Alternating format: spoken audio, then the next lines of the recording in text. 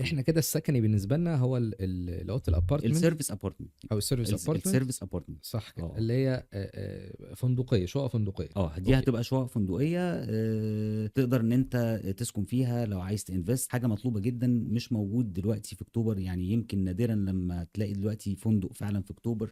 وده برودكت مطلوب جدا خاصه في المنطقه دي. واللوكيشن بصراحه بتاعنا هو من العلامات المميزه جدا، بمناسبه ان مشروعنا اسمه اسمه علامات. علامات، اه. ليه ده حقيقي فعلا؟ ليه؟ لان هو بيخليك في قلب اكتوبر، يعني احنا راعينا الاكسبيريتي الوصول، فبيخليك فعلا قريب جدا من كل المناطق الحيويه سواء سكنيه او خدميه. يعني انت قريب، ما في يعني 5 دقائق لجامعه 6 اكتوبر، اقل من 5 دقائق لمستشفى اكتوبر، انت بالظبط 10 دقائق لنادي وادي دجله، يعني عندك جامعه MSA اقل من 10 دقائق. يعني انت طب قريب قريب فعلا من كل الخدمات في اكتوبر. بيخلي اللوكيشن ده بيخليك فعلا علامه في قلب اكتوبر.